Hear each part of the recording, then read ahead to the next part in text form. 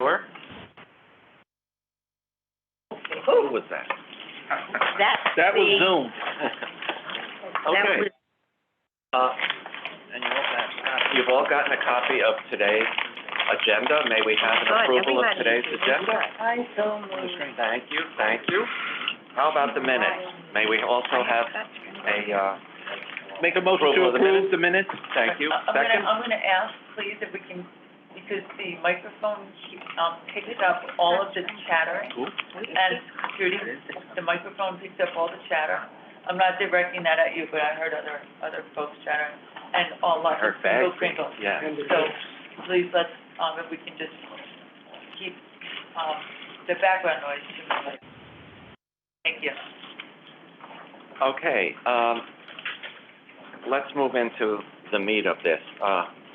As many of you, as I'm sure most of you have seen on the news or watched virtually or in person, Monday we got a preview of, we actually got a very detailed presentation on the July financial plan, whereas yesterday we got sort of an abbreviated version, but no less important and perhaps a little more updated.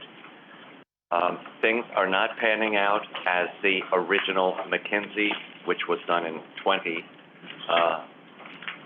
what is that? Yeah, I've got some stuff here. Wasn't it done pre-COVID?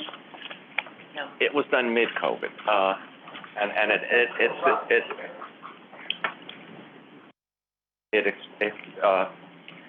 it expressed the opinion that ridership would return at a certain point. Omicron has hit between now and when that suggestion was made, when that prediction was made, and we are now much behind that curve. It expected most people to be, back by late 22, and we are not near the 80-some-odd% that we should have been. We're at the 60%. There are some bright spots.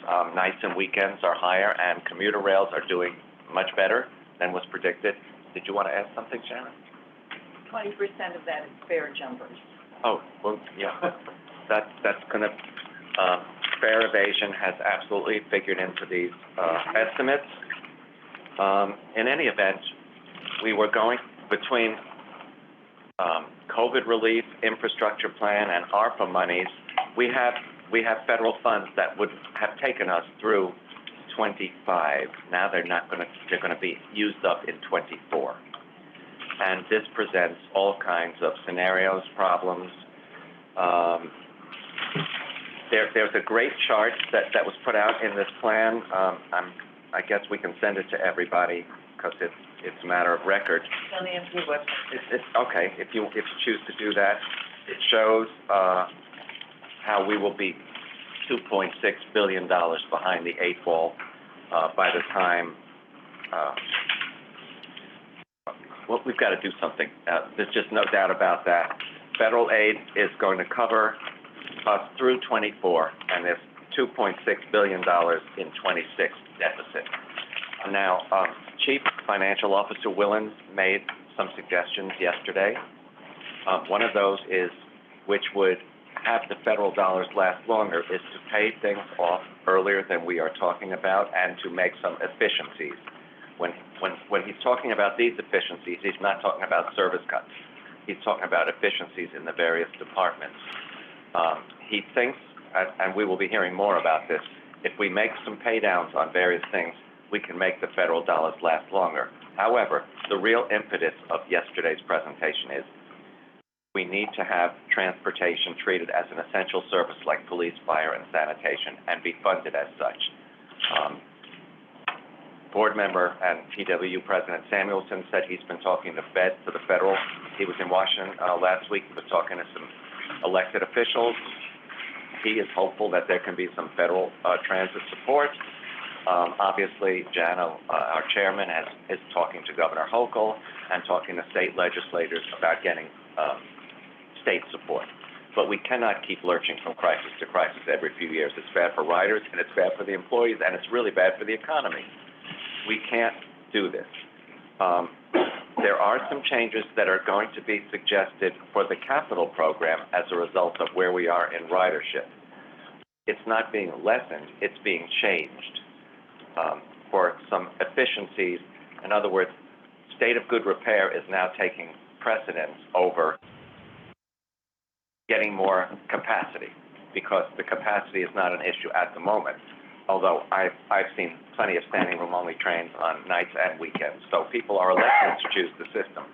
There are some horrific things that are stopping people from using the system, and those include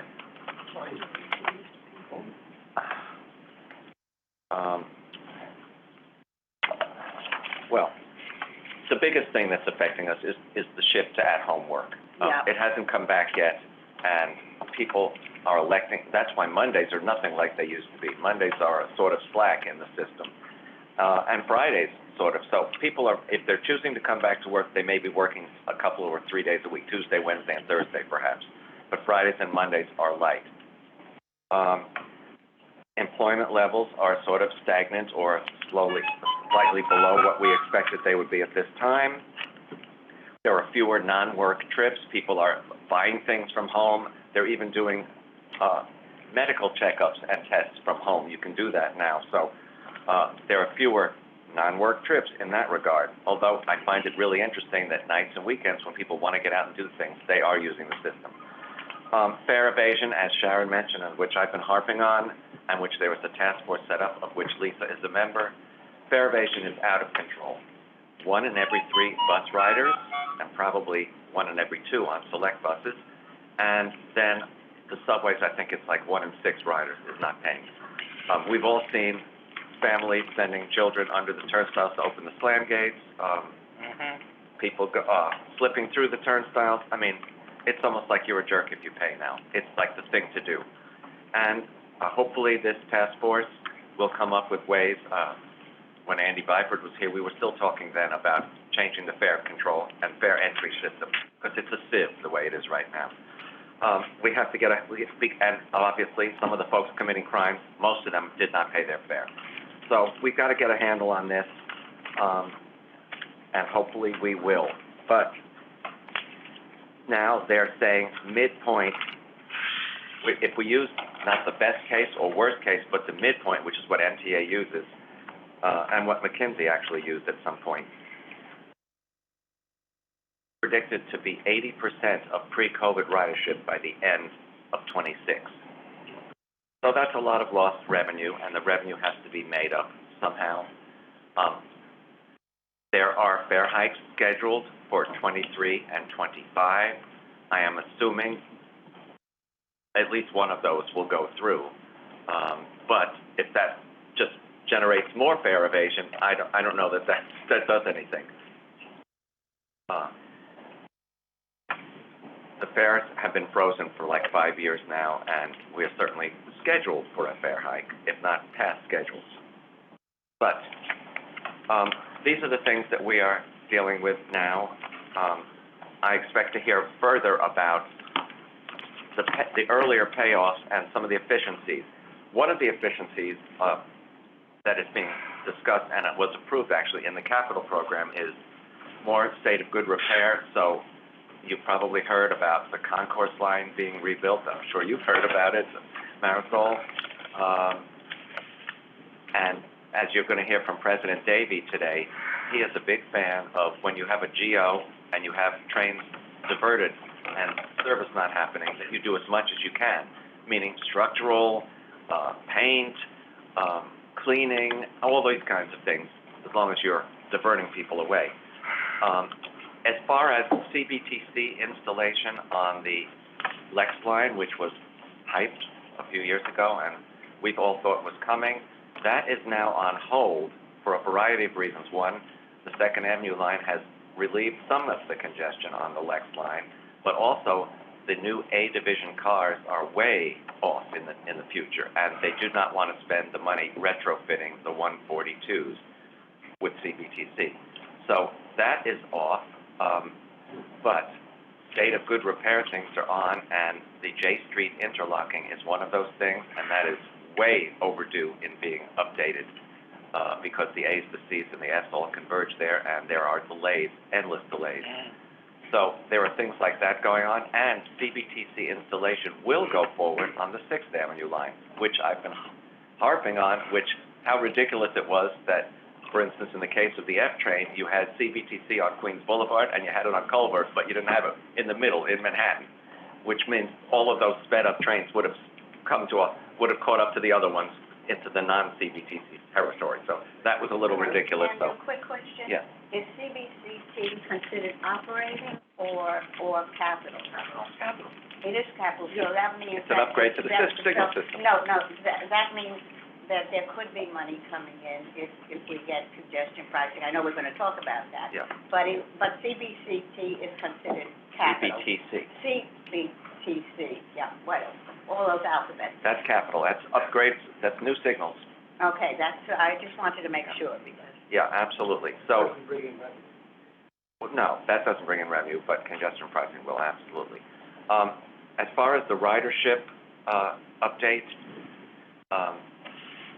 there are some really high points. Commuter rails are really high on the weekends. I mean, they are amazing. There are more elevators that are going to be installed in various stations. Ironically, Hollis is one of those stations, and that has the shortest platform. They need to extend that platform before, otherwise, it's kind of funny. But and other updates to signals are going to take place.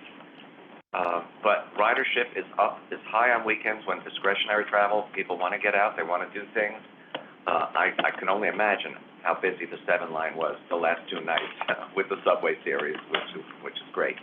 I know they were putting extra trains on. Speaking of the 7 line, Main Street is getting a major overhaul. Major overhaul.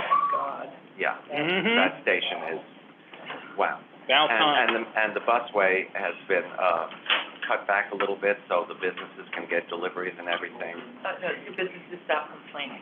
It's not so that they can Well- get deliveries, it's just to compromise. Well, they do Everybody get unhappy. deliveries during the day. It's so that everybody's happy. Or everybody's less unhappy. No, everybody is Less less unhappy. Less unhappy, Less it's a unhappy, compromise. right. That's better.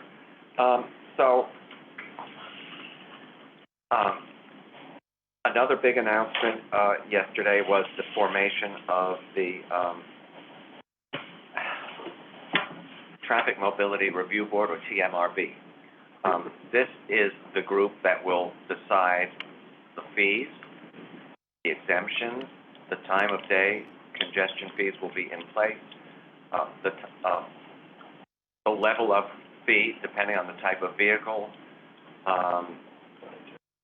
the days of the week that it will be effective. Yeah, it's going to be And quite. the exemptions, which And is, of course, No. I said that. And But Carl there- Weisbrod, who I'm sure most everybody knows, is going to be chairing that. Carl Weisbrod, he was, wow. he was head of the City Planning City Commission. Planning, he was an also MTA board assistant- member, he's big on economic development. John Banks, who used to be a board member and was the head of Real Estate Board of New York for a while, he's a member. I know John. And Kathy Scott Weil. Reckler, can I please do this? Oh, okay, I'm sorry. Scott Reckler, who you may remember was a board member and was the head of a task force on the board, and who was doing a major development around Grand Central Terminal. And he is, and is now the head of the Regional Plan Association. Scott is a member. Elizabeth Velez, who is one of our newest MTA board members, who lives on City Island, who has a major business. She is the one MTA board member, current board member, who will be on the group. Kathy Wild, of course, partnership from New York City, well-versed on economic matters and things that matter to businesses. She is on the group. And the mayor has one appointee that he has not yet named. There will be 6. That's 6 or is that 7? That's it. And Six. Mayor de Blasio had named Sharif Solomon, it may or may not be, he's on the MTA board as well. Yeah, I De haven't heard Blasio? that he was actually finalized for this. Former Mayor de Blasio. Who is bringing him up? Where did his name come from? Before he left, former Mayor de Blasio named his appointee to the TMRB. So, And that was Sharif? It was Sharif. Oh, yeah, of course, and Yeah, now that that was he's a board Sharif. member, I'm not sure that he will, that they will likely let the current mayor make the, No, nomination. he is, I'm that's guessing. Alex, Yeah. Alex now. So we will see who that last person is. I will say that, hearings are now scheduled, a whole bunch of them, because this is so controversial.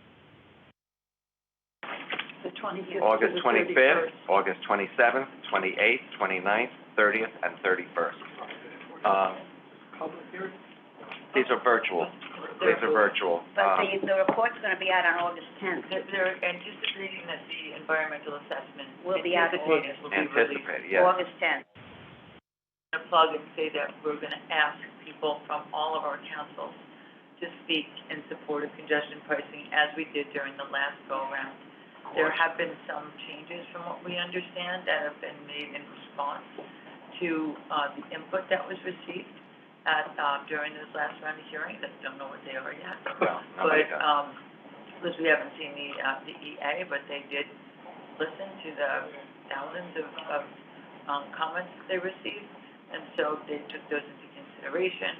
And so we will be asking members to sign up and to speak, and again, we're happy to work with you with testimony and signing. Commissioner Mack, wanted the board to not vote yesterday on the formation of the TMRB. And board member Borelli from Rockland County also did not want it happening because there was no person on it from west of Hudson. And that's a major issue. I am sure that west of Hudson issues will figure into the discussions going forward, because those folks could get hit twice and three times depending on where they're coming from, and they have high tolls. So all of that will be considered, but the vote was unanimous, with two exceptions, to form the board. Not to take action yet, just for the formation, because otherwise, with the MTA having pressed for congestion pricing to move forward and having asked the feds to hurry and let us answer these questions, and they finally did, for us to have delayed it yesterday would not have been a good look, that's for sure. Trudy? Okay, two things. First of all, Kathy Wild, who has lived through fiscal crises and all kinds of things, and was on Inside City Hall this morning, and I got an advance copy of her statement. I don't know. Among those 600 emails is the partnership. And basically, and that's why I jumped out with the things. One of the things, they want this to be not just about congestion, easing congestion and everything else, but they are looking upon it as bringing in much-needed finance. The members of that team, that alphabet thing that they were on, that's number one. And Kathy is a big fan of ours and of the MTA, having been involved since I was working here. That's how long ago. That's number one. I just want to add on, she spoke very well about the importance of congestion pricing. Yeah, I know. The funds that'll be raised. She was, when she spoke about it, I mean, she has been a fan of congestion pricing as long as when Sam Schwartz first brought it up, and if you remember, I brought it up to this group after speaking to Sam, because, but anyway, it is so good that somebody like Kathy is on this board. But her big concern, and she said one of the things, and that's why I shouted it out before, is that everybody, as soon as they were named, all the members of that board, the first thing they heard were from different groups and different individuals, all looking for exceptions. And that is probably going to be one of the big issues. So when we speak about congestion pricing, just a suggestion that anybody who speaks about it should talk about it, that if everybody wants an exemption, gets an exemption, everybody will be exempted. That's how we've been speaking about it, in fact. Yeah. I just wanna, because of the delay in, when it's gonna be implemented, if it's reconfiguring its anticipated revenue for the first year to $250 million before bonding to, instead of the full amount. So, It's Well, if reforecasting. it's late 2023, at the earliest. Even for 24, But, they. but the one thing that they all were, and I got a note from Carl also, that they were adamant, and that's why I asked you that question, Andrew, is that it is only, the revenue will be only going to capital. That's what it's intended for. And it will not be resolving the other problems No, about but as operating. I have said, and John Samuelson said on one of the meetings on Monday, once it goes into capital, you don't have to have pay-go, which was money from operating going into capital, because capital will be flush. Yeah. And that means that money can go into service. So it does relieve Sort that of in a problem. convoluted way then. Yeah. Sharon? Isn't there, whatever it is, pricing in other, Congestion pricing? yeah, no, London has it. yeah, and. No other U.S. city has it. So are we, I hope, studying, Absolutely. Oh, absolutely, we've had people over there already. Absolutely. Because we're the first in the United States, they want to make it, litigation-proof as possible. And so, they essentially being overly cautious in some regards. Yeah. We've joined, a coalition called Congestion Pricing Now, that is, out there with the same group of advocates, including all of your friends. But from That was environmental the justice facetious thing, communities, from environmental groups, from disability and accessibility advocacy organizations, transit funding and rider advocacy organizations, who are local and regional RPA, who are local and regional in support of congestion pricing, and are in fact, had a planning meeting on strategy this morning. So we're going to be out there and vocal and continuing to And raise Sharon, our voices. Sharon, to answer your question, there are a number of different operating authorities like us all over the country, especially in the big cities, that are looking how we handle it. Because in a lot of major, and I hope that Rich will talk about that too, because one of the big cities is Boston, and the key is looking at putting this in, depending on how it works here and how it's done. So I don't know if you asked him to talk about this, but otherwise I'll ask the question, because I hear it from my friends at the T that they are hoping that it works out well here so they can put it in there also. Yeah. Chris? Question on a separate question. When you mentioned Main Street flushing over construction, do we have a date and time when they're gonna do that? Because, just to be a head warning, that is the only accessible station for Main Street flushing. It will still be accessible during the entire construction period. Parts of it will be done at a time, so of course they're not gonna make it inaccessible. No way. We may be surprised, but the problem will be is, because then they might tell some 7 trains to end at Maxwell's Point, which, you know, Which is not accessible. which is not safe, because, to be honest with you, I'm gonna say this on the record, that a lot of the stations on the 7 line is crumbling. And it's 111th Street is one of it. I've seen it all the way down, only up to when it gets to Woodside. And everything else, it looks fine. So we do need to, you know. One of the capital program things that is happening is a lot of work on the 7 line, by the way. Yeah. A lot of work on the elevated structure and on stations. So they're gonna get that. We should push for Maxwell's Point accessibility. Absolutely. I was just gonna say that. Thank you, Lisa. Second that motion. And it was in the testimony as well, and we keep repeating that. We do. Yeah. Let me get to a couple of things before No, our I'm good. speaker You can arrives, answer if I could. I guess as a result of the way people are riding and traveling differently now, either working from home or going in earlier or later, there's gonna be a few service changes on the 4 and the 7 line. Some, not many, just a few runs that happened between 8:30 and 9:30 are gonna happen between 6:30 and 7:30 instead, and ones that happened, like late afternoon are gonna be a little earlier afternoon. It's kind of odd, but they've done, I have a feeling this is the first of many of these adjustments on service. There's no net loss in runs, they're just timed differently. We will see how that works out. So that's just the 4 and the 7, that's all that was announced. Based on what, construction or Based on ridership. Okay. Apparently it's busier earlier, and people are going home earlier than later, so. Okay. But I will say that since everybody knows, that's the one I take. There have been 5 and 6 minute wait times in the 9 o'clock hour, Mhm. and in the 8:30 to 9 o'clock hour, and that's really unheard of on the 7 line. That should not be, There should not be. There much have like the been, line with CBTC already. yep, there have been 8 to 10 minute waits in the 6 o'clock hour going, and that Flushing should not bound. be either, flushing down.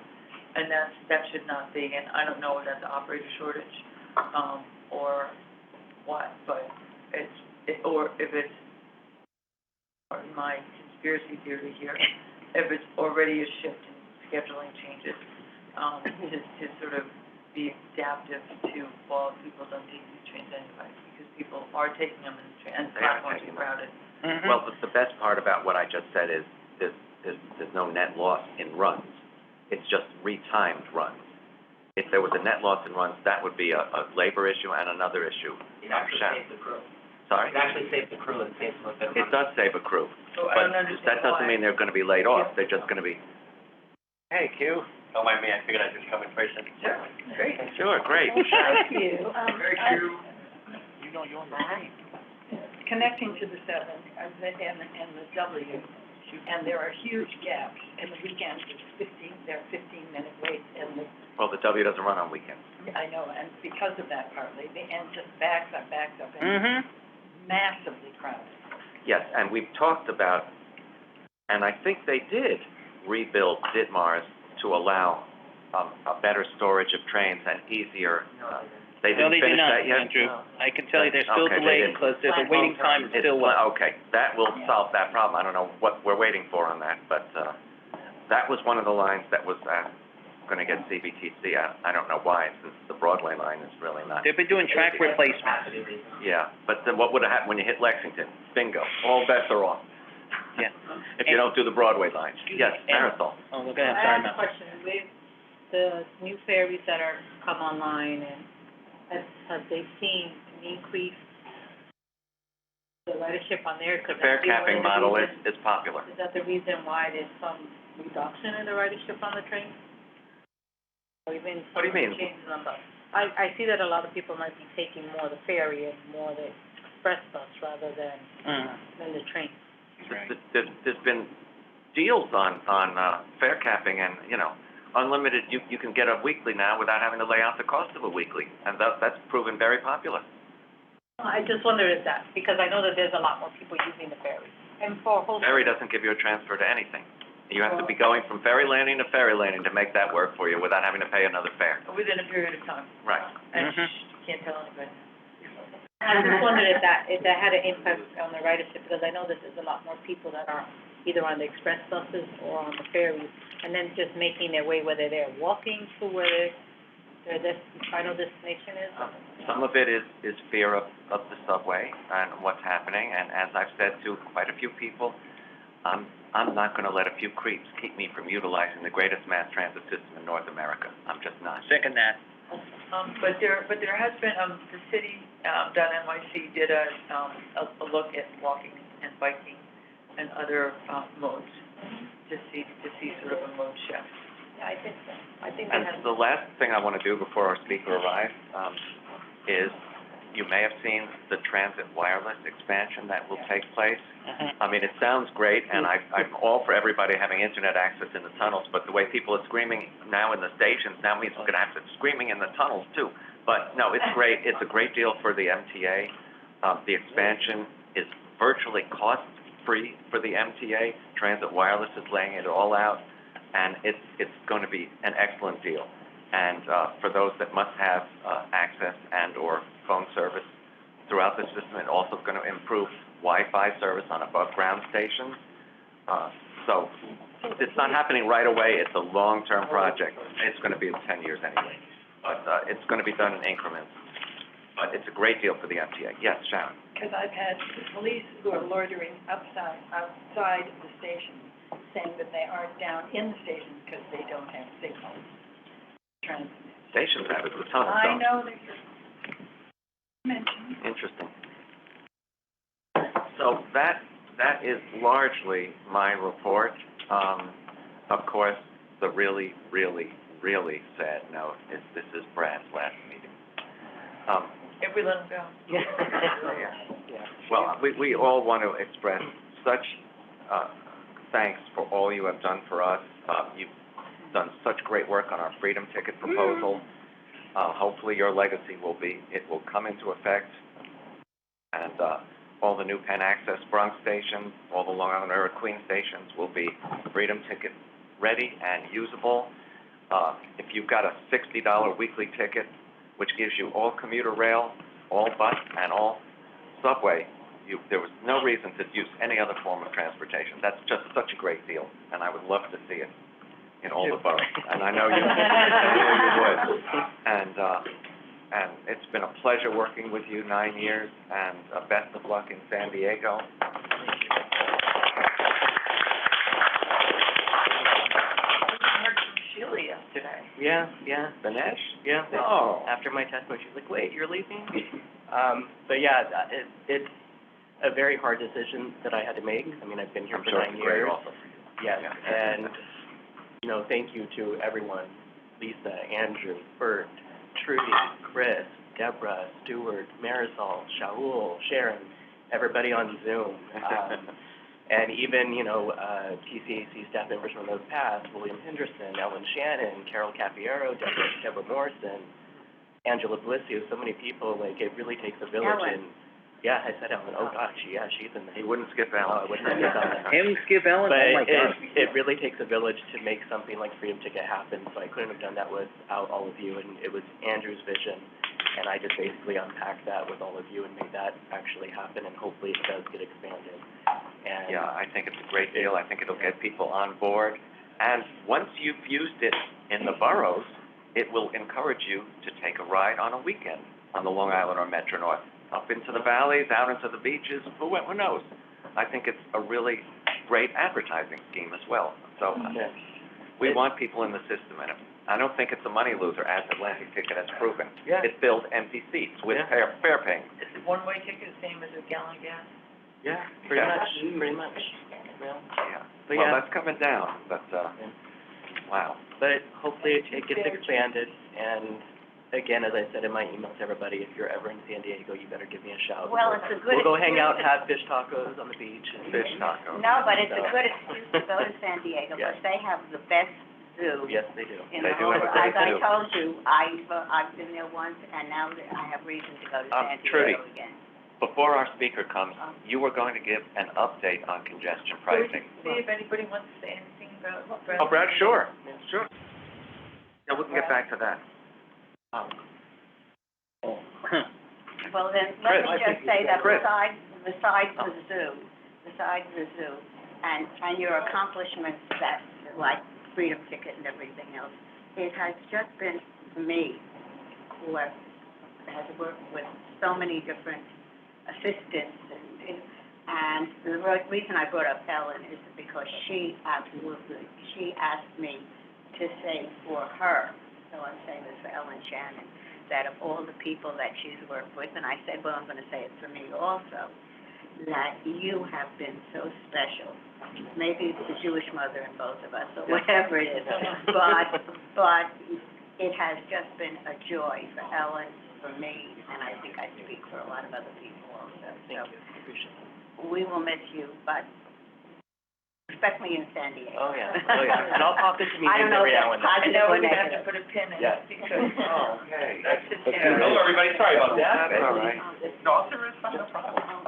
As you can see, I was walking, doing work up until the very end. Oh, and That's how can much is going on. I make my statement now while Rich is here? But can we just wait till he speaks? No, Andrew was going What were to you gonna ask do? me to make the announcement about Dick Ravage. Oh, And yes, I think- yes. And I think. We have a very exciting announcement to make, and Yeah. it's going to lead right into Rich. Yeah, exactly, Yeah, because so it's perfect. he asked, when I spoke with him, he said, the new guy, he said, do you know him from Boston? I said, yes, I know him from my days in Boston. But Dick Ravitch is going to be, and we hope that you will be joining us. Hugh, I hope that you will be able to join us, whether in person or whatever. But for the first PCAC meeting of the fall, I worked for Dick, so September 8th. and I stayed in touch with him for 45 years, a long time. Nice. I was 6 at the time, of course. No, but anyway, the guest speaker for the first PCAC meeting of the fall will be Dick Ravitch. And if there's anybody who knows about the finances, and he literally got us out of the He was mess the architect of the that we were in. PCAC, actually. So, and if we can guess it, you know, so that's why I'm glad you waited to have me announce it until Rich got here, because, he specifically asked Okay. about you and said that he was. Cool. Yeah, he did ask about you. Excellent. So, Rich, thank you, My pleasure. and we appreciate everything you've done in your short time here, and hope to see I've more come to great work, and I have perfect attendance. Yeah. I don't know if I have That's a much good else start. to show for it quite yet, so thank you, I appreciate it. Well, good afternoon, everyone. And by the way, I do have a few extra minutes on the other end, that's why I was checking the phone. So Wonderful. I can sort of give you the full half hour. So first of all, thank you for your advocacy. I'm probably just going to speak for a few minutes, but I'd love to take your questions, your advice, your feedback. I mean, as Andrew said, I have been here now 2.5 months, not quite 100 days, to the extent that's a meaningful mark. I guess if you're President of the United States or something it is, but I'm not sure about President of the Transit.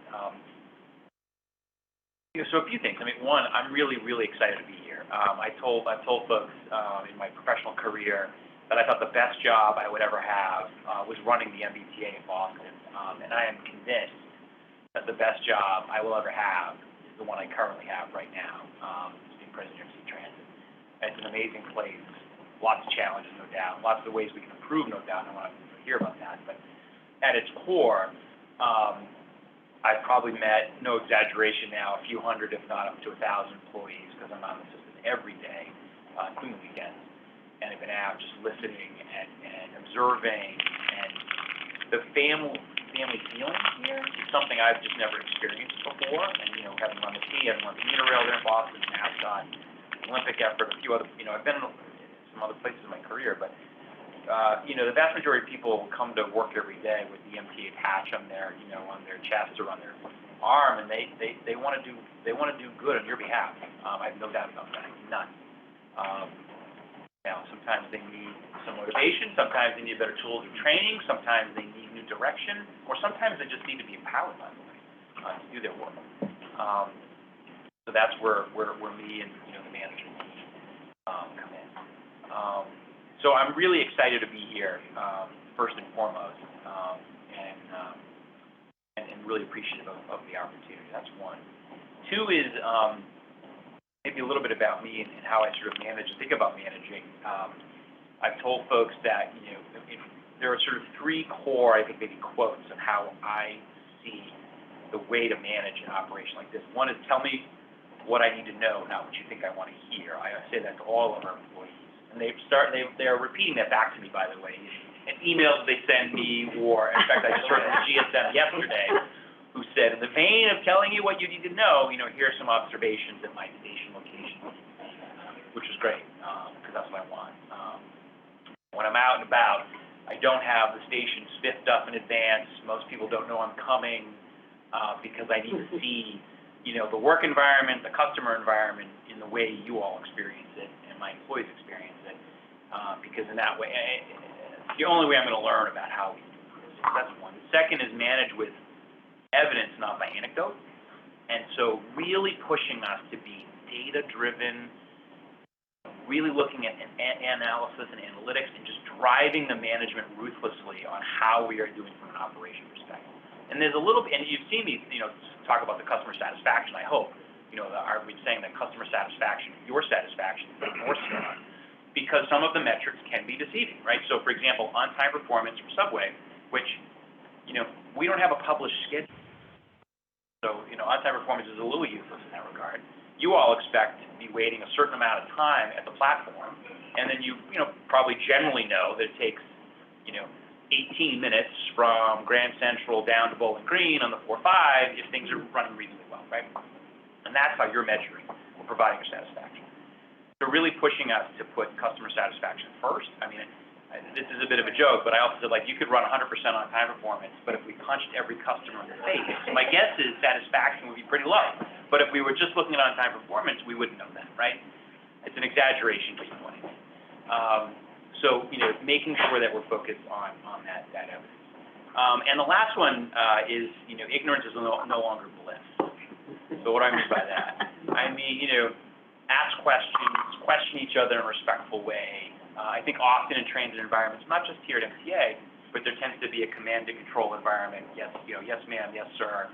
And in order to, I think, get at the issues we need to get at, the governor's challenges to the Janos challenges, we don't have time for that. We really need to sort of break down the divisions of labor and the divisions of, who's in charge of what, and I'm the deputy of this and the assistant of that, and no, we just need to sort of flatten the organization a little bit from a problem-solving perspective and, challenge each other in a respectful way.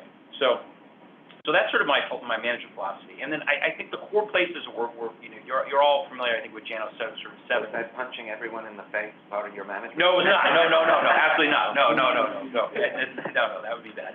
For me, it's safety, it's service, it's employees, it's our fiscal situation, and it's innovation, right? So safety we've talked about a lot. Happy talking about service and how we're focusing on all of our customers, right? So it's not just those who can use our stations today.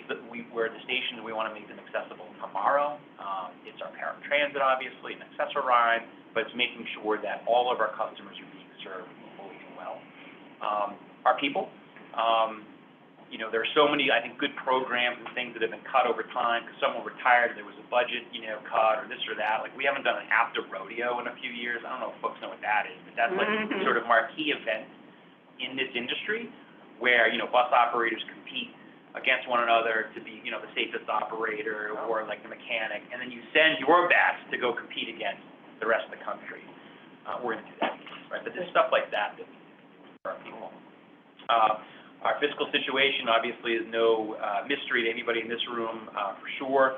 I think we can do things more efficiently. That isn't necessarily, by the way, cutting thousands of employees, not at all. I'll give you one example. A couple of years ago, I think Pat Foy actually spoke about it at a board meeting, maybe in 2019.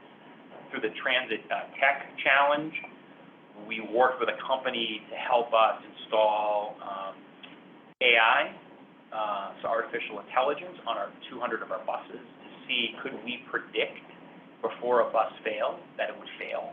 We had 200 buses and 200 control buses, and the answer is we were able to do it pretty overwhelmingly and successful. And in addition, rather than the bus coming in, okay, we predict it's going to fail, so it has the check engine light on. I don't drive a car, but check engine light only tells you so much, right? It doesn't tell you very much. You're going to pay a mechanic a few hours to diagnose it, which is what we do. This technology actually diagnoses the problem, so by the time the bus gets to the bus depot, the maintenance plan is already there. So our mechanics aren't spending an hour or two trying to figure out what the problem is. The AI has told them what to fix. So, reducing costs, reducing labor time, reducing materials, and most importantly, reducing the likelihood that that bus is going to have you on it in service and fail again. Okay? So that's the kind of stuff that I want to see, across bus, which we're going to do, and then, comparable technologies or approaches that in some way. So whether it's signal, power, track, or railcar equipment, opportunities for us to be more thoughtful. And then lastly, innovation. Like I always say when I was in Boston, that we stole a lot of our good ideas from New York. I think, because of COVID and maybe budget cuts, we've lost our swagger a little bit. And, we're the largest property in North America. We're one of the, largest on the planet, and we can drive the industry, contractors and providers, technology and others. We can drive that just by saying, hey, here's a problem that we want to fix. And as mentioned by this AI technology, I have no doubt you know, that as we continue to scale that company or their competitors will be selling that technology to everybody else in the industry. Why wouldn't you? But I think that's like a cutting edge idea. There are others. And so that's sort of what I want to be focused on the next few years. I'm sorry, Rich. Yep. How much of our fleet has that AI installed as of right now? It was 200 buses of the, 5,000 to 6,000. And it was only on one subsystem, actually. So it was not on HVAC or engines, for example. But it's applicable there, too. So, So it's for the engine, basically, for what's running the bus. it will be eventually. So it's for the after, I think it's for the, on the hybrid buses now, that focuses particularly and specifically on the hybrid technology. So it's not the comfort, for example, or the engine itself. But we think there's applicability, because all it's doing is, The engine itself would be really useful. of course, right? Because the AI is just overlaying on the telematics, right? So the buses, really now are big computers, if you will, right? And so it's just looking at the telematics and then looking for trends in, whether it be, surges in, electricity, vibrations, for example, speeding up, speeding down, braking, like, it just is going to study all of that, and that's what it's. Reference technological, go ahead. Isn't this all available now, being used by other folks? Say that, I'm sorry. Isn't this available now and being used by other folks? It's a question of implementing it and not inventing it? So it's not, we piloted it for 2 years, and it worked here. I don't know if other properties are using it. I have not heard that other properties are using it, to be honest. Maybe in other parts of the world, but I'm not quite sure about North America. But I think, my expectation is I'll share this information with the CEOs of the other, major transit systems in the U.S. To give them a tip. But to me, it's probably applicability for our non-revenue fleet as well, right? We have lots of trucks and other things that are out repairing, as does the railroad, as does bridges and tunnels. So opportunity probably to scale this across our fleet as well. So that gives, I'll stop there, but that gives you sort of a flavor of sort of what's, on my mind, and how I hope to, pull our management team together and manage New York City Transit. But I have to tell you that, 2.5 months, I've been super impressed. There's a lot of work to do. I like to say it's not low-hanging fruit. I think there's fruit all over the floor. I don't even have to pick it. I just have to pick it up. So that's what that smell is. Exactly. Yeah. Oh, yeah. Like wine out of grapes, Yeah. right? No detail goes unlooked. We rolled out this, we call it a MAPA stop. You probably saw that. I talked about that.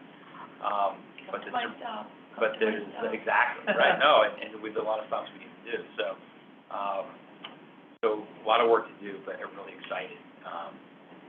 I'm gonna let people ask you questions. I just want to say that it's a really amazing system and very complicated. So of utmost urgency and importance is the correct announcement and the correct signage. And I'm in touch with Demetrius all the time. He's sick of me, I'm sure. No, he's not. But I think we've corrected a lot of things. Yeah. Sometimes even before I reach the end of my trip, he's corrected it. He's gotten in touch. So he's fabulous, and your people are fabulous. And we thank you for everything you've done. And Lisa, and then we'll go to Trudy, and then Shaul. I'm actually just going to ask you if you'll speak a little bit about your focus on customer service and bringing drivers back, because a couple of things that I've noticed is the monthly surveys, which I think are great. The shorter ones, the longer ones I stop, honestly. The shorter ones I'll take, and not because I need to have lunch with you, because I'll just do that. Exactly, you know what I'm saying. Right, but I think that that's a really helpful approach for looking at the way metrics are going and being able to tap into what riders are thinking. And also a great way to really get a finger on the pulse, and we're probably going to ask evaluation task force. Yeah.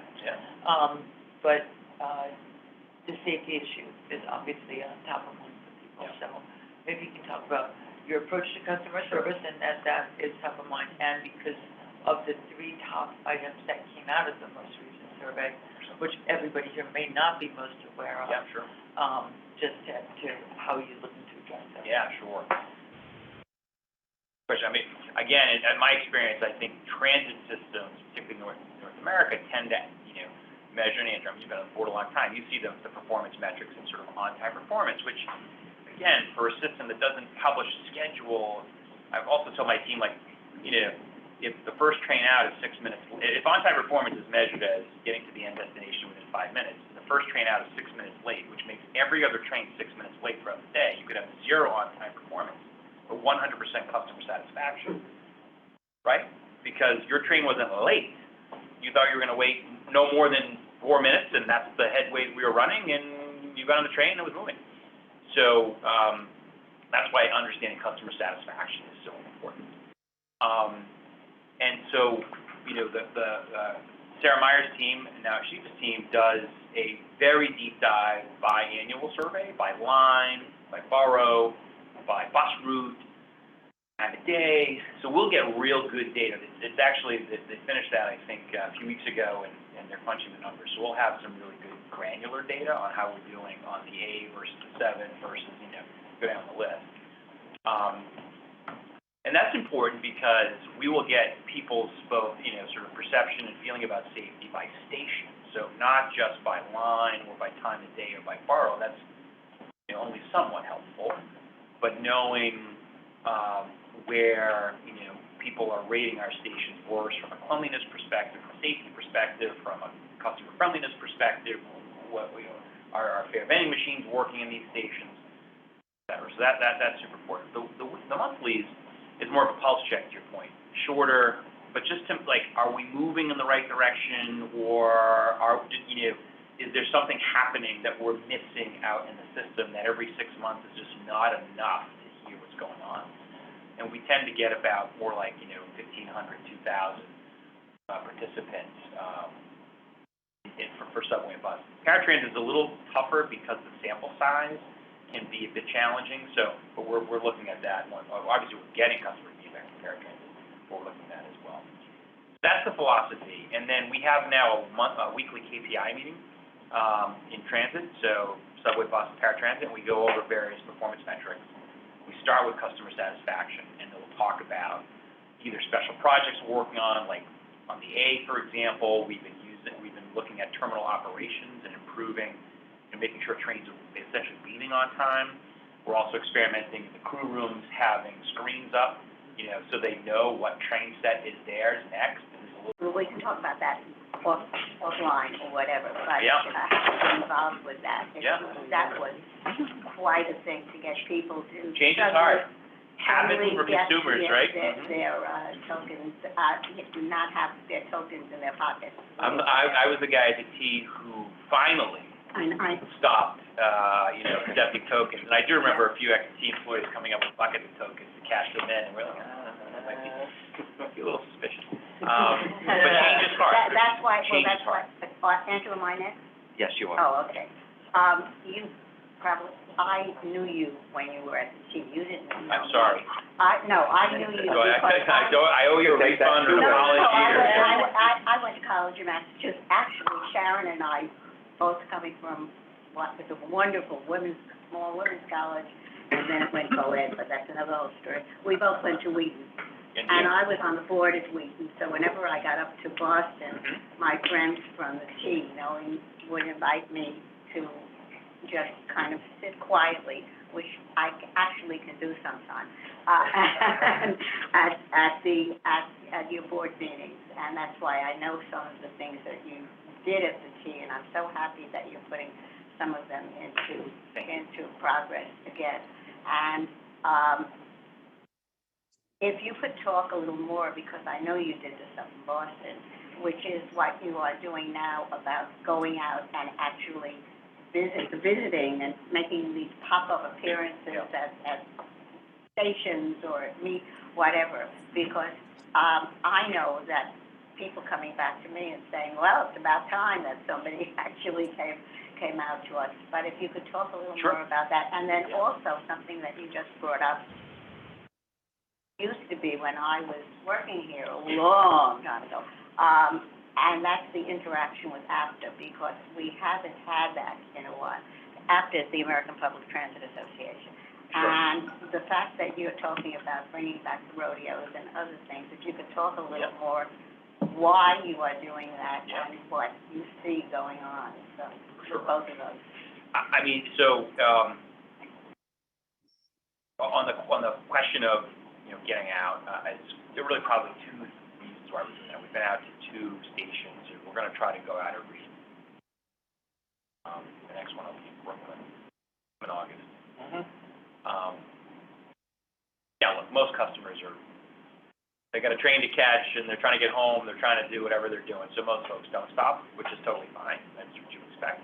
But people do stop and offer, critiques, suggestions, so, we were at Queensboro Plaza a couple weeks ago, we heard again a lot about safety and security. I also had 3 or 4 people stop and say, your end-of-line cleaning is great. I used to be worried when I got into a subway car and it was wet. Now I know it's wet because you're mopping them, on a regular basis. So please keep that up. So, surveys are important, but as I say to folks, like, folks who now have worked with me for a while, if I spend too much time in 2 Broadway, I get, like, itchy and annoyed, and I don't like spending a lot of time. Itchy, maybe they need to clean 2 Broadway. But just to get out, on the system and see what's happening, and then listening to customers. By the way, you get great, the media, some of the media that was introduced as the president, they were like, what's the silver bullet, what's the one thing you're gonna do? It's like 1,000 points of light as opposed to one big idea. And in addition, there's a lot of ideas both in this building and in this city about how to improve things. So to me, it's like listening to them and then thinking about how to prioritize them or to, execute on them, right, action them. So, you asked questions here about sort of the AI technology. It's not my idea. Bus was doing that 2.5 years ago, 3 years ago. It just wasn't scaled for whatever reason. COVID, budget cut, someone retired. Those are usually the most, previous governor. Like, those are the, those are the best excuses. But okay, how do we then, move forward? So, but listening to our customers is really important, as our employees, because the best ideas and feedback come from them. And that's how, Lisa's question is how we're going to bring people back if we're actually listening to what they have to, to offer for us. With masks, most people haven't recognized me yet. Customers are starting to, and so I am getting impromptu, which is great, advice or feedback on the trains as well. I was saying hi to a bunch of crews last week, and I get on it usually at Hudson Yards in the morning. I live in Hell's Kitchen. So the crews in the 7 now basically all know me. And the customer said, "Did you go to school with these people? How do you know these people?" I said, "Well, they all work for me, actually."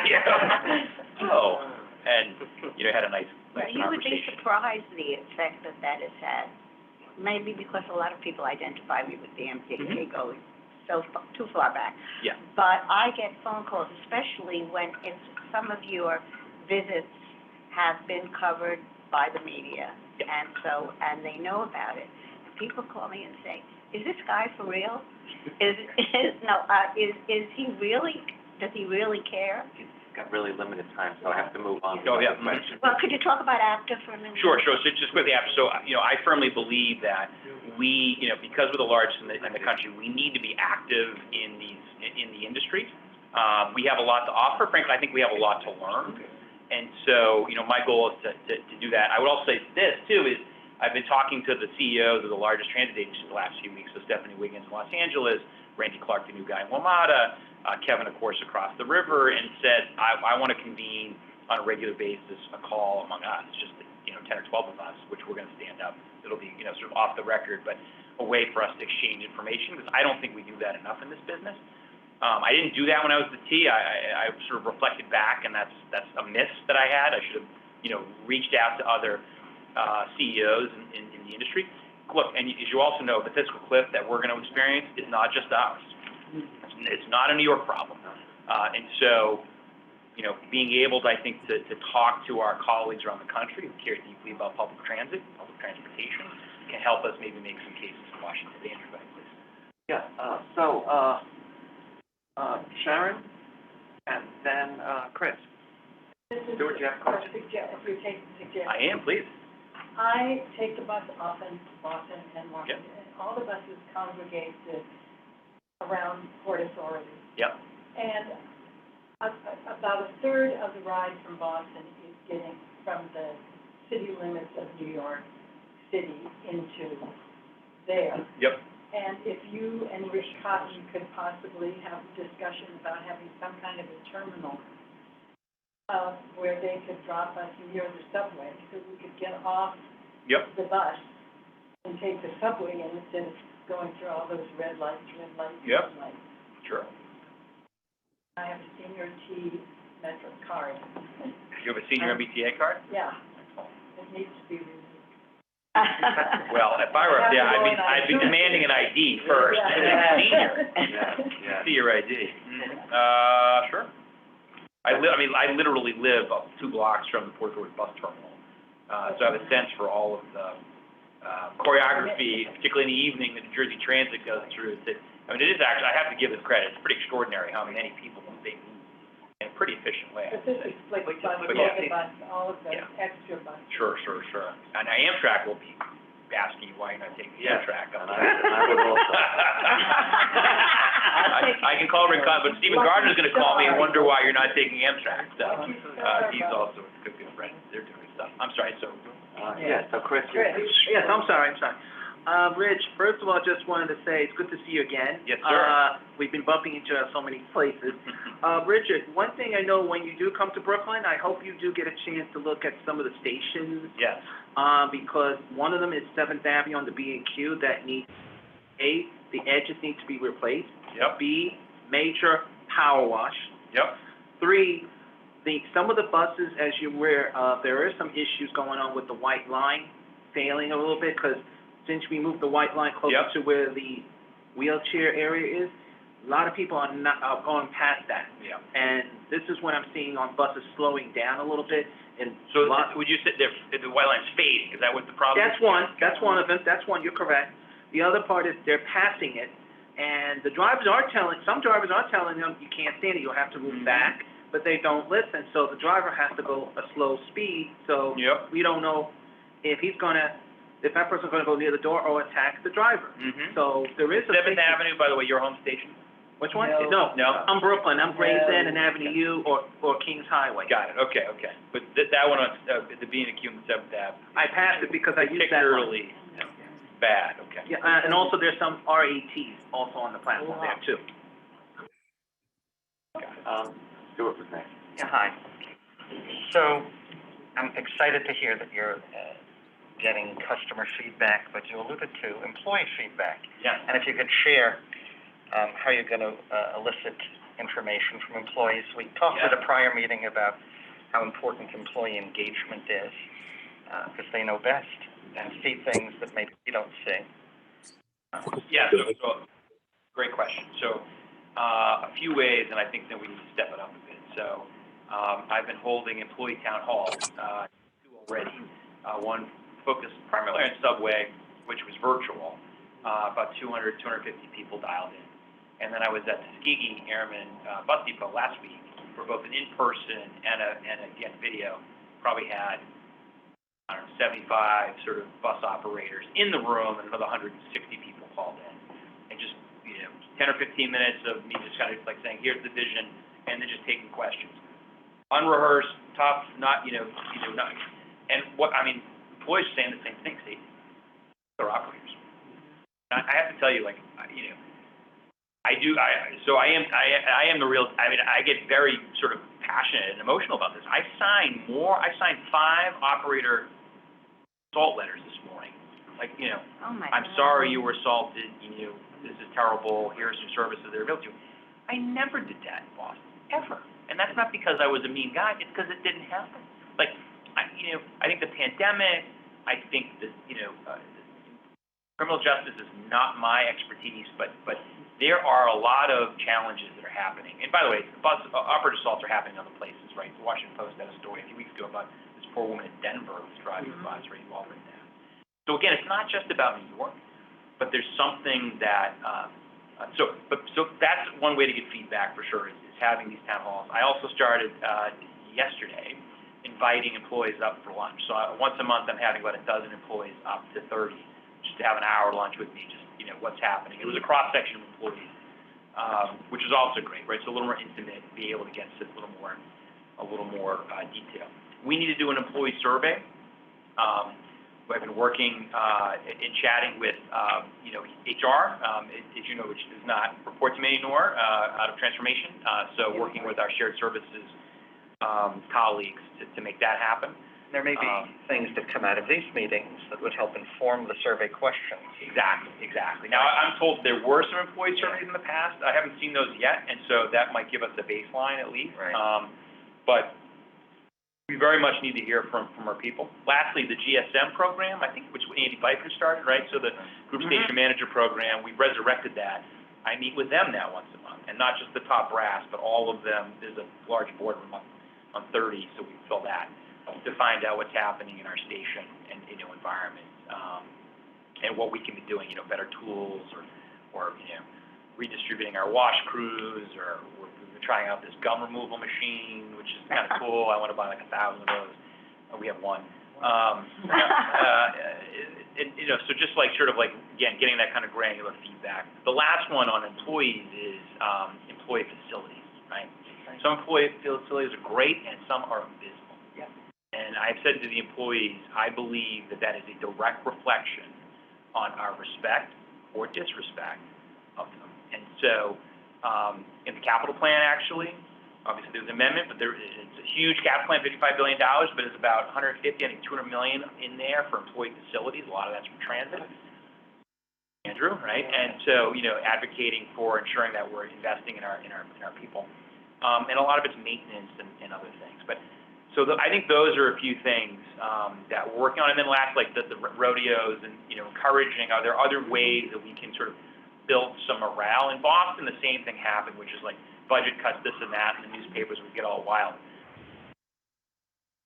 Any private sector company is investing in their people. And I'm not asking for millions and millions of dollars, but damn it, you know, I should be able to buy a sandwich for a high-performing employee every once in a while, or, you know, send 2 of our best bus drivers to Seattle to participate in a competition against the best bus drivers.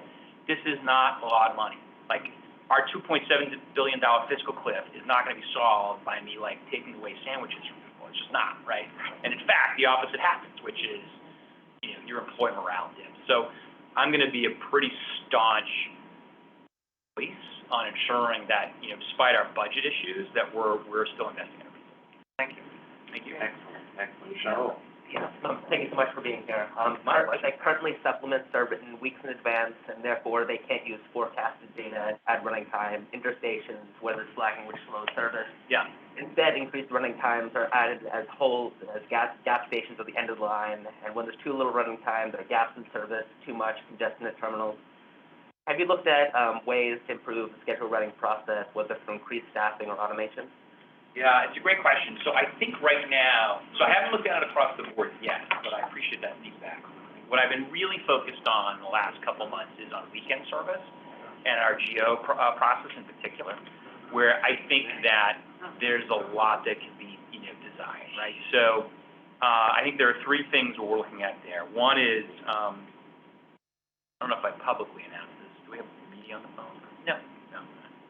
Off the record? Well, it's recorded. Got it. All right. There's no media on the phone. All right. Well, looking at appointing a weekend service czar, right? So right. You did say that. Yeah, I did say that. Okay. So I can explain a little more. So I don't want to get in trouble. Tim Minton will be yelling at me in his melodious No, voice. he'll be yelling at me. He'll be yelling at you, yeah. I feel like every time he speaks, I should be out to win like a new refrigerator. A new car. Exactly. Well, yeah, I take a train refrigerator. car. I take a refrigerator. Right.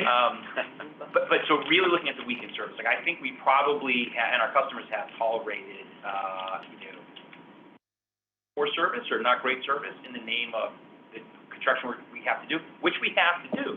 But that doesn't mean you need to trade one for the other necessarily, right? And so I think I talked about this at board meeting. My wife and I went to the Bronx Zoo a few weeks ago, and we, you know, found ourselves in the middle of a GO. And I mean, I run the place, and I didn't know what was going on, right? It was like, and it wasn't because, you know, people weren't trying to do the right thing. I think they were, but you got subways, you got Department of Buses, you've got, planning team, Judy's team, you've got Sarah's team, and there's like lots of different folks, but no one person that's in charge, no one throat to choke. Not that I'm gonna choke, but so we're gonna establish a sort of weekend service arm, to make sure that, we're doing, so I think that's the first place, and then to your point, like, probably not looking at, I think I'm more focused on terminal operations, and are we operating the schedules that we've advertised? Meaning, before we look to add time or tweak time, are we actually operating? Last thing I'll say this is, and Andrew, you obviously have got this in the board book for the last few years, is like on-time performance for the line, which again, I think is kind of not helpful. So what Andy Kuzmenko's team is doing in service, and then Demetrius' team is doing for me, is we are beginning to break down station by station performance. So we can see where we're losing or gaining time, as the case may be. It help inform the speed team, which still exists, by the way. The speed team is still doing work there.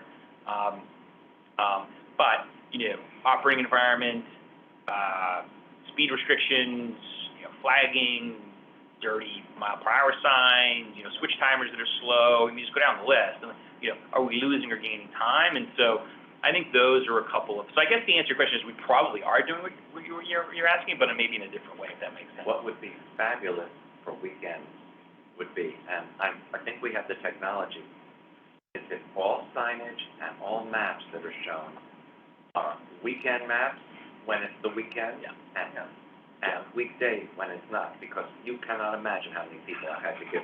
Nope. I said that train doesn't run today. If this is, or there's a geo happening. So wouldn't that be amazing? It's very true. Jane and I went out to Coney Island 2 weekends ago when all that work again was happening. I'd never been out to Coney Island, so we walked the boardwalk, had dinner in Brighton Beach. It was great. Yeah. But I also wanted to experience the geo. Did you get to Nathan's? Well, I don't eat meat. I eat fish. I'm not sure that that's me. We walked by. How's that? We went to the carnivals. I tried to win a prize. I wasn't so good at the carnival, but I'll. Yeah, no, it's a great idea. But I'll let you continue. Marisol has a question. I don't know how much longer we have. Let's see. I've got 10 more minutes. I can give you 10 more minutes for sure. Jasmine has had her hand up for a while. Please. So, thank you. I'm from the Bronx, so I appreciate what the Bronx was redesigned. I think that's going well. One of the things that we've always talked about is the different modes of those apps that exist. Is there a way of streamlining those apps so that all of the information is the same? I know that my daughter takes a bus, and she says there's times that the bus doesn't show up, or they just disappear off the schedule, Or it shows up and wasn't scheduled. or wasn't scheduled. So that's just Wasn't transmitted. yeah, or just getting some of that. And I know it's not easy because obviously, but I have every confidence that that's something that you guys can resolve. The association has the best app. I know, but Yeah. you just have to figure out how to get that streamlined so that everybody has it. The other thing, as far as notifications, I'm just wondering how is transit working with other entities that provide information? Let's say, or notify the NYC, they through OEM, they have a mode of just sharing when there's not only severe alarms of weather, but they also talk about traffic shutdowns, and so maybe that's something that could be discussed with that system, just to start sharing that shutdown, or geos, as you mentioned. So the MTA app, with all due respect to those put it together and, worked hard on it, I do think it has some limitations. I think Okay. You're a diplomat. Are you talking about bus time or what? No, my MTA app. So let me tell you a quick story then. So at the T, when we put out our real-time app, what we did is we didn't do an app. Because I said, we're in government, it'll take us 3 years, it'll be woefully over budget, we'll mismanagement, and by the time we release it, it'll be out of date. So what we did is, we said, here's our API feed, world, you build it. And in a matter of a couple weeks, like, smart kids at MIT who were eating pizza and drinking beer all weekend came up with 5 or 10. And we said, we're agnostic. All we're gonna do is make sure our information is correct. We're gonna push out. But otherwise, pick the style and form, free, pay, whatever, we are totally agnostic. I think MTA probably missed an opportunity to do a little of that. But all that being said, there are some functionality improvements that I've been chatting with a few folks internally again. I don't want to point the bureaucratic finger. We're working with our colleagues in IT, but they're very open to it. I think that they are thinking about some improvements as well. So I agree with you on the ghost bus, so to speak, the buses that don't show up, or the bus that does show up or doesn't exist. I think that's more on transit and where we need to be looking at whether the feeds are correct or is it scheduled versus real time. I haven't dug into that quite yet. I haven't started to hear that as a challenge. Staten Island is something weird out there, I think. So, not that Staten Island's weird. I mean, it's the feed is the feed. You got somebody. Yeah, no, exactly. I was not insulting Staten Island. I was just insulted. Wow. No, Scott, no. Well, you may know that. Yeah, it's not personal like that. So, I guess that I know there's a challenge. I just haven't dug quite into it yet and haven't come up with a solution yet. But it's definitely something that I want to work on. I have our team work on for sure. Thank you. Thank you. Jasmine. Hi, I'm Jasmine Melzer, and I'm on the board of Good Neighbors of Park Slope. And we're an aging in place community in Brooklyn with 600 plus paying members. And the main concern of our members in terms of getting back onto New York City Transit is safety. And I'm talking about safety from the point of view of not very many people are wearing masks on the subway. Some of the bus drivers are not wearing masks. And then despite the continual assurances about the addition of NYPD officers, we are absolutely not seeing them in the cars. We see a few on the platforms, but they're not paying attention to people that are jumping the turnstile. And we're also concerned about the presence of, many more mentally ill people on the subway. So our feeling is that your ridership is not going to improve until these safety issues are addressed. Thank you. Yeah, Jasmine, I don't disagree. I mean, that's what our customer surveys are saying, and it's a almost intractable problem, right? There are things that we can be doing wholly within MTA. So, for example, your point on fare evasion, I actually think there's a pretty healthy segment of folks who want to be honest and pay, but we don't give them the opportunity to. So our MVM machines are too often not working or not accepting cash, for example. Some of that's vandalism, some of that's just machines roll, but it doesn't matter the reason. It's my job to fix them, or my team's job to fix them. The question of having more police presence, I don't think anyone would disagree with that. We continue to work with NYPD to identify places and spots and employment, but we rely on, our partners in NYPD in that regard. And emotionally disturbed individuals, that was, I think, the top challenge for our subway riders. And that one is,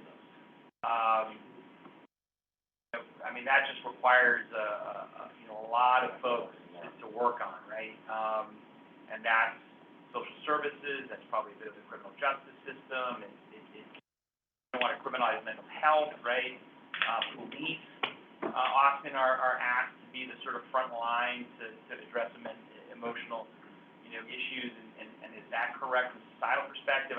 Now I'm sort of getting into rich dating with the MTA.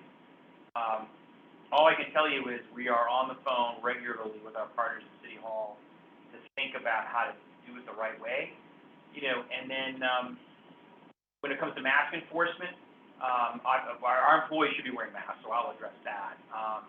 My anecdotal view is my trains in the morning, probably in May, it was 70-80% compliant. It's probably now, be my guess, thereabouts. That's on the 7 and the 4 and 5, largely. So, making the announcements, but we've also been careful about civilian enforcement. You saw the 2 police officers get attacked for fare evasion last week. You know, I've been cautioned, and some may know, I stopped at Fare Evader in Boston when I was there 12 years ago. I've been cautioned to be careful. I get the police reports every night or every morning of significant events, and they describe officers being assaulted when they try to, you know, enforce fares or smoking or a few other things. And so it's not that they shouldn't be doing it. I agree with you. It's that the challenges are there, and we just need to continue to work it. Because you are right. There's going to be a segment of our customers that aren't going to come back until they feel safe. Very much so. But thank you for the feedback. I appreciate it. Deb, I appreciate you. I think this is our last question, because. Yes, I do have to, 128. As a person with disabilities who Yeah. uses a mobility device, now walker, I would like for you to actually, you and somebody go out, decide, using a wheelchair or walker, and I want you to see how your bus drivers don't always pull up to the curb. Yep. And how they don't even make sure you're sitting correctly and because you're supposed to, a walker's supposed to really go to the single seat. And I've had people say, well, I have a half-their car. And that's lovely. I have a mobility device with a half-their car. I'm supposed to sit here because I don't want to block the wheelchair. They won't let me get off. I've been pushed. And today they tried to they thought they were helping. They started to grab at my walker because they couldn't move out of the way, and I refused to let them. This was a customer, or the customer? Customer, and the bus drivers don't always enforce. They try. Some do, some don't. And they've actually, I see when the person's trying to shove me, and I say, get out of my way. And I know the driver is backing me up as best as he can, but I really think that you need to see what people with disabilities are going through when we try to get and the seniors. Also, I use accessorized handles. And it's gotten better, but one thing the drivers say, you have to do the scheduling better in this way. If you're going to pick up more than one person, make sure that if they're both going to Manhattan, it's not where they go. They pick one person up, say, in the north part of Brooklyn, go back to the south to go back. They want them to work better and connect it better. Because the last time it happened, the driver went a half an hour out of his way to get the other person, and we both were late to our appointments in Manhattan. Yeah. No, I mean, so, a couple of reactions. So I appreciate that. Obviously, on paratransit, we can do a better job, no doubt about that, right? So whether it's scheduling, whether it's on our broker services, you know, our no-shows. We watch our no-shows very closely, but one no-show is too many no-shows. Appointments, or you want to live your life. I want you to live your life.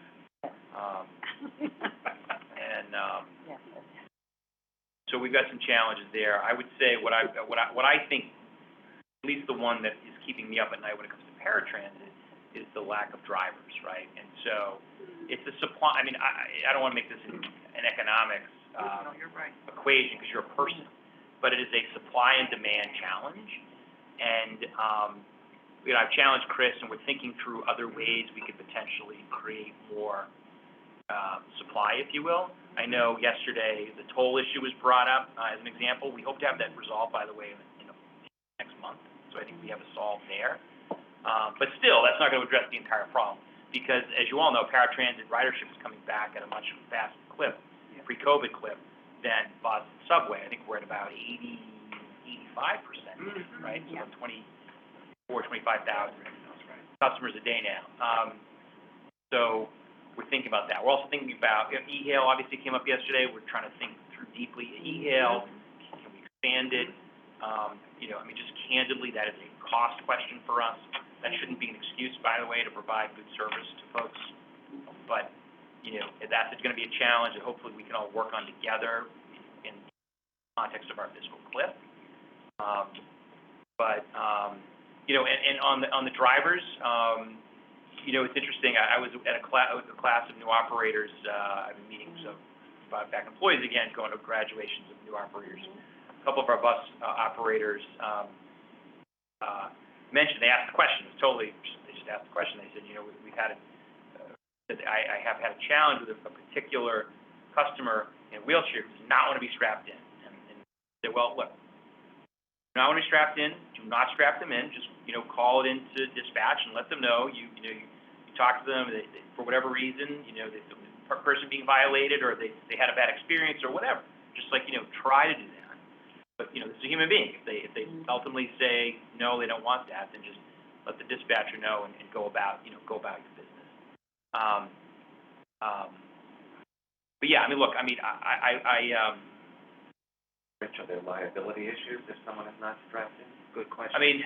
So there would be, but that's why we don't want, if the customer is clearly articulated, not strap me in, the cover, if you will, for the operator is to say, call it a dispatcher, we make a note and move on. Because the last thing we want to do is like pull the bus over, kick everybody off, like have a supervisor come, like that, like, no, that's not.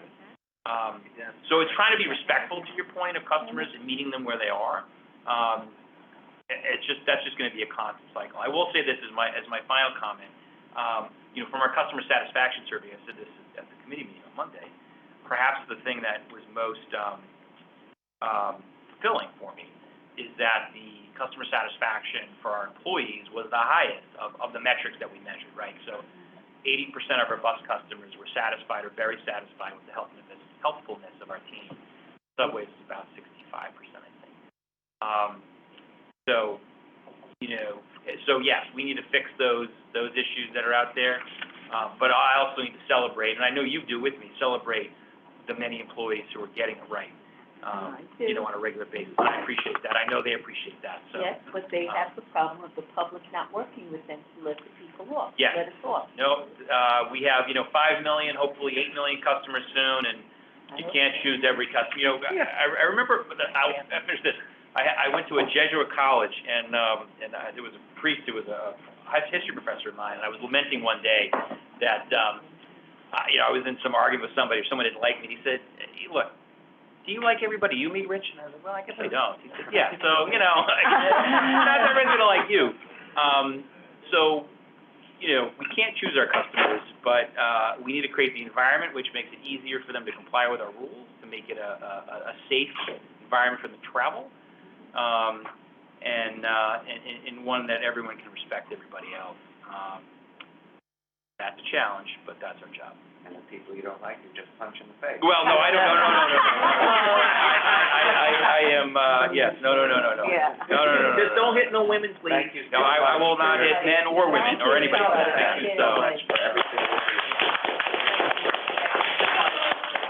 We feel like the place is in good hands. Well, thank you. And again, appreciate all your advocacy. I would just say this final, for folks that I know you do a good job of holding us accountable publicly and giving us feedback. My view is that's an important role that you and everyone on the phone, hold. And so while we might not always agree, or we might not always agree with the way to get to where we want to get to together, really appreciate you continuing to give us feedback and making us better. So thanks. Thank you so much. Thank you. Yes, exactly. And that we will do together, no doubt. We are definitely fighting for the Absolutely. same things all at the same time. Thank you all. Thank you. Thank you so much. Thank you. Thanks. Great. So Andrew. I don't believe you. They've been in touch. Certainly they've been. When Andy started hitting up London, yeah. Okay. Correct. I don't know, I keep asking that question. It's deliberate. Yes, it's mixed colors. My nail polish is different colors because it's mixed colors. Because I went to Chicago to see the Mavericks play and beat the Cubs. And this carried through till. But they beat the Yankees, which is And- more important. Lisa, twice. Anyhow. Yes, Okay. just send them to the office and we'll get them to Rich. Yeah. Absolutely. When we were stopped, Oh, you wanted me to talk? we were getting an update, a real update on congestion pricing. Yeah. We've got some Talking about Friday. breaking news, right? Which I told you this morning, I guess, is that, what we talked about this morning was Penn Station, not I congestion. thought it was congestion pricing. About the letter from the controller? Okay, well, I can bring you up to date on both of them. As far as, Penn Station, as you know, there is a great deal of, resistance. Not even resistance, there's a lot of people who just don't want to do it or the way that it is. And it's become a I say this as a politician, a political issue as much as a transportation or development or anything else. And yesterday, this, board, it's another alphabet soup. I've given up on the alphabet soup, but this is a board that people didn't even know about, really. And it came out of the governor's office, and basically they passed on the plan that has been put forth. At the same time as the controller, Tom DiNapoli, sent a scathing letter saying that it should be delayed, they shouldn't have their meeting going on. And there is a great deal of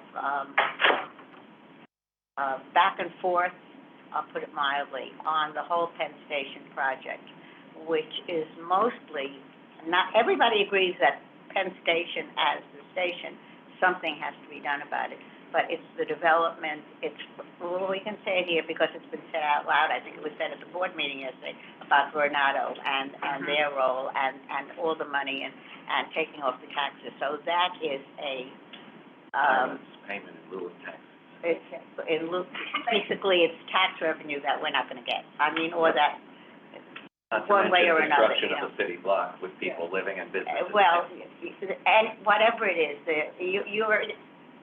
you're talking about some of the arguments. There is so much else going on. Okay. So that's the Penn Station situation. As far as congestion pricing, it is moving ahead. I think, well, we went over the date numbers while you were giving your report. And it is now anybody who was, trying to postpone it, and especially the Fed, the EPA has basically passed on everything. That's why August 10th, that report is, and it is August 10th. I did a quick check that they're talking August 10th for the whole environmental study coming out. And that has to come out before the alphabet board, whatever it is they Well, call it. first, the, environmental assessment comes out for public review, then the Well, public review. but that is all going to be done in August, so that there can be movement, because there was talk, and I think it was at our last meeting, that everything would be postponed for a year or whatever. That ain't gonna happen. I mean, it is now going to move ahead as quickly as it can move. So, that's... Not to make any kind of political predictions, because I'm not in that business, but...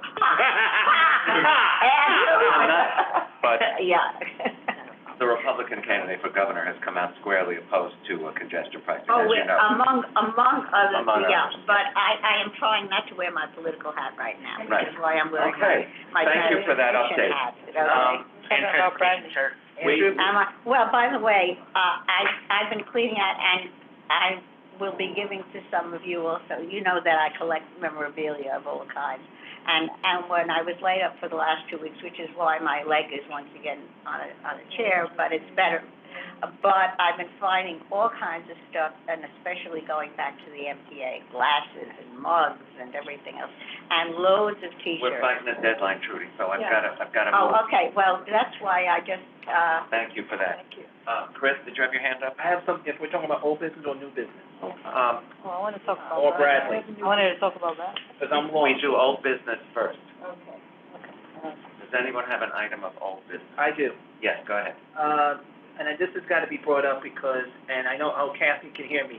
Can we please do something about a lot of the train stations that have been not cleaned properly? Because I have put in the complaints of elevators not being clean.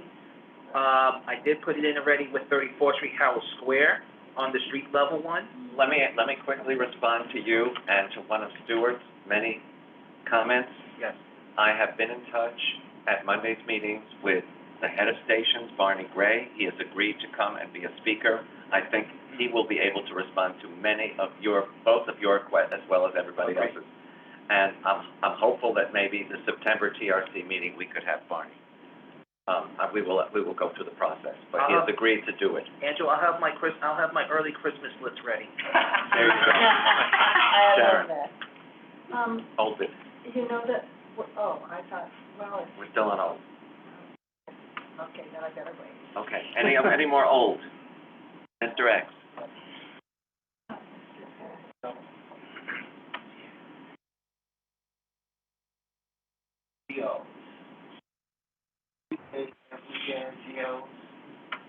cars will pull to the station, then someone decides to go this, that's not helping me. They should pull to all stations. Digital nonsense. I'm still seeing them in the station. By the way, I had a question. I raised my hand, you ignored me. To be on record, we let members ask the questions first, and then we go. I didn't ignore any. But the geo signs are still in stations. I've seen them. If somebody ripped it down, I can't help for that, but they're doing it paper. I've seen it on the entrance. It's on the queue line. I'm referring to the bigger sign. What'd you say, Chris? It's on the queue line. Yeah, I've seen them. And Transit 34 did caught two Okay. people. Okay, Let's go to new business, since no one else has old. Sharon? I want this, the fare jumping really concerns me. I see it Fare evasion. constantly. I figure out how much it costs. I mean, I saw 13 people go in, that was more than $35. Every one of these people costs money. I wonder if we might want to do one of our surveys where we count, not confront, but count fare jumping. Okay, let me respond to this, okay? First, can you move this closer? All right, so as Andrew mentioned, I'm on the fare evasion task force. As Rich Davey mentioned, nobody should be confronting fare evaders. It's really dangerous. That means that we are not doing a survey. Well, just count. No, there are people, no. So the MTA has a system in place where they're doing these counts. They know how much is being lost. They know that 400,000 people a year are evading the fare. Sharon, the estimate It's is not- 500 million for 22. It's not about counting, it's about preventing and addressing. Safety. So that's what this group, this task force is doing now, is looking at ways to, find from an education and equity and enforcement perspectives, to make recommendations, and I have a really good sense and feeling that, that the MTA is taking this very seriously. They need to address it, but they're looking at it from a number of different approachables. One of the things that we talked about yesterday, and that was, announced as part of the technology, the transit technology, transit tech lab, pilot programs and finalists, was the use of artificial intelligence and how that is, and its use in looking at fare evasion. And that's being expanded throughout the system. It does not use facial recognition, so it takes away a lot of the concerns that people have raised about privacy. But it does look at, it's still, yes, so there are two things with that. It does look at where it's happening and how it's happening. People back hugging, are they going through the slam gate? Are they going under, are they going over? And because it's using the cameras that are already within the MTA system, those images are available should there be crimes. So those images are still available for police department and MTA use, but the fare evasion information that's being captured is being used right now for purposes of studying fare evasion and how to address it. So they found that the majority, and it's not going to come as anybody's surprise, the majority of that, the fare evasion is coming through the slam gates. So that is creating in addition to looking at new fare arrays, looking at being able to address different ways of coming in and going out of the emergency gates while still complying with fire code. So we still have several months. We still have field visits to go on. I've passed on I've beseeched the teams, the crews, to go out and to make sure that they do this at Jamaica and something, to really put an emphasis on putting crews in teams there. The non-staffed entrances are. Even the staff entrances. I know, because So- the employees don't. So nobody wants to get involved, they don't want it because it costs money, It doesn't say this is illegal to go in this way. No. You know what I When I see someone doing, I yell, "You want to see service cuts? Keep doing it." They don't Andrew, care. remember what we went through at 14th Street? with- Yes, I do. Yeah, I I mean, scream at all of them. Even the police don't do it now. No, But, because they get assaulted. right. yeah. And if the police are getting assaulted, just think what could happen to any single person in this room. And you can just be a witness, but you can't just watch. Stuart, do you have a question? No, it was a comment when you were talking. I have something similar. I was at West 4th Street recently. It's the unstaffed entrance on the north end, and people were just holding open the gates. But like Lisa was saying, you know, they maybe targeting certain stations in Queens.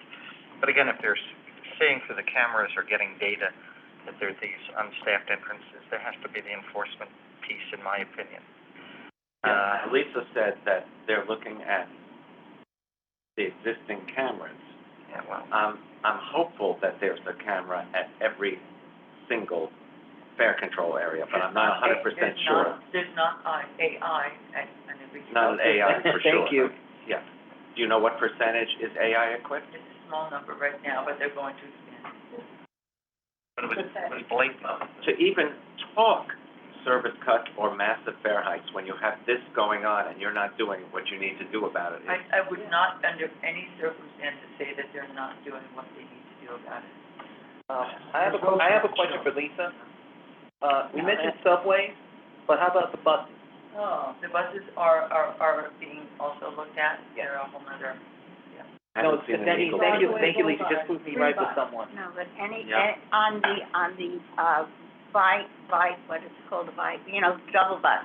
Articulated. Or the articulated has another, anyway, that people take that as an open invitation. Oh, yeah. I mean, go on through the back door. I have, at many of the buses that I use, especially the SBS buses, they literally hold, And the operators have been told, don't open the rear doors unless But you're they do. SBS. I know. but they do.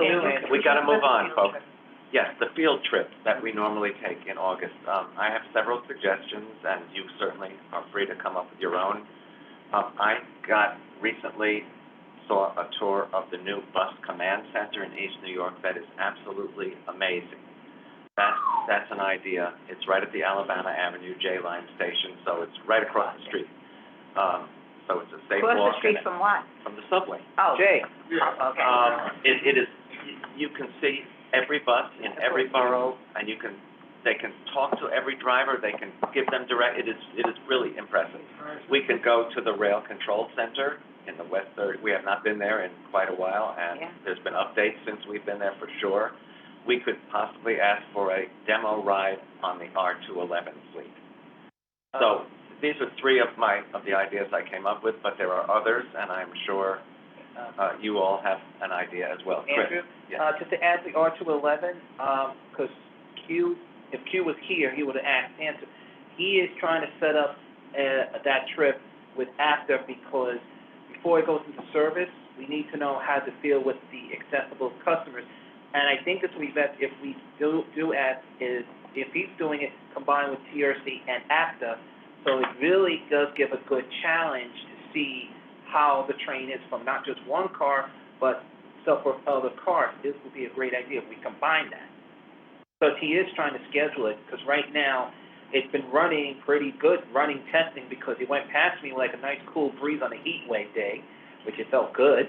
But, I'll coordinate with him and see yeah, when that is. I was just gonna say, thank you, Lisa, I was just gonna say the word. Michael? Yes, I remember, I got invited by, Barry for me to get on an R211. I mean, I told her, We've seen them in place, we just haven't ridden them. I've been on. yeah, but, That's a different experience. I missed it the last time when it was at Coney Island. And, I just heard that the order was on hold. But being that the order is on hold, I was thinking on the weekend service, on the ASC line, they need to have more, R139s running than the R46. The R46 need a lot of work to do with stuff when it comes to the heat. They have conversational seating. I love being able to look out the window like that. But no, you're right. Yeah, it needs, They've been breaking Rockland down. really needs, renewable heat. I doubt that they're gonna put that kind Like of when the money winter into those. comes back, it needs, Those cars are the next to go, unfortunately. it needs more heat. It needs to I go mean, it down. needs heat completely. Yep. Okay, any other, possible ideas, or do you wanna get a sense of the, yes, Dave? Well, my bone to pick right now is the Queens Bus Network redesign outreach that they. Let me just put that on hold for half a second and ask, We'll just, I'll poll the members.